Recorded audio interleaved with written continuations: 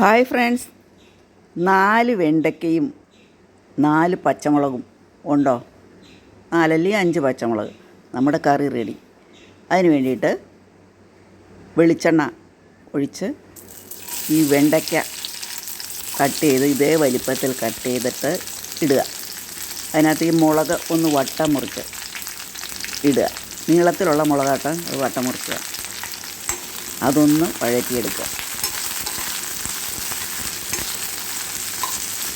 ഇത് നമുക്ക് എളുപ്പത്തിൽ ഉണ്ടാക്കാവുന്ന ഒരു കറിയാണ് കേട്ടോ.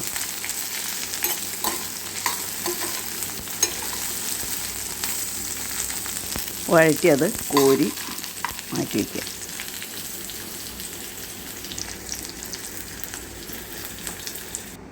അതിനുശേഷം കടുകിടുക, ഉലുവ 1 സ്പൂൺ ഇടുക.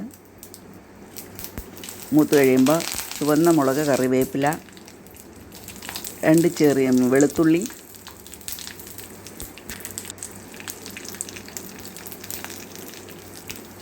3-4 ചുവന്നുള്ളി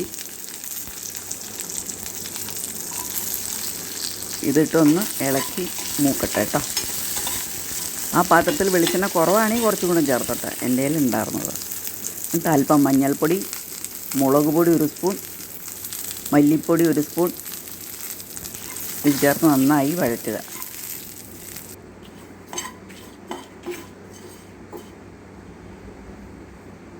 അതിന് ശേഷം തക്കാളി 2 ടൊമാറ്റോ അരിഞ്ഞത് ചേർക്കുക. ഉപ്പും ചേർത്ത് മൂടി വെച്ച് വേവിക്കുക.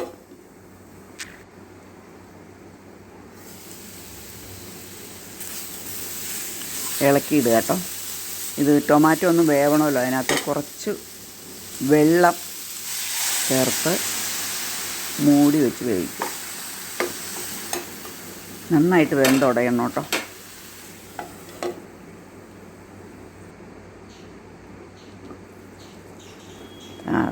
വെന്ത് വെള്ളം വറ്റി നല്ല എണ്ണയൊക്കെ തെളിഞ്ഞ് വരണ്ട്.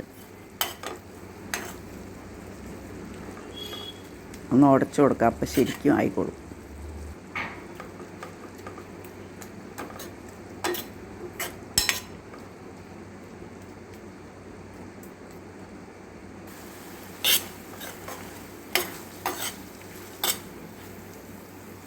ശേഷം വെണ്ടയ്ക്കയും പച്ചമുളകും അതിനകത്തേക്ക് ചേർക്കുക. അതിനുശേഷം 1 നെല്ലിക്ക വലിപ്പം പുളി പിഴിഞ്ഞത് അതിനകത്തേക്ക് ചേർക്കുക. എന്നിട്ട് പാകത്തിന് വെള്ളമാക്കി ഒന്ന് തിളക്കട്ടെ കേട്ടോ. അങ്ങനെ വെണ്ടയ്ക്ക മുളക് കറി റെഡി.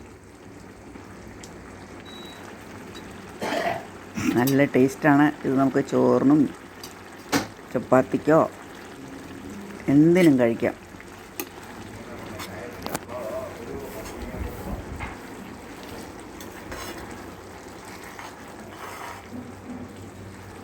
വീഡിയോ കാണുന്ന എല്ലാവർക്കും നന്ദി.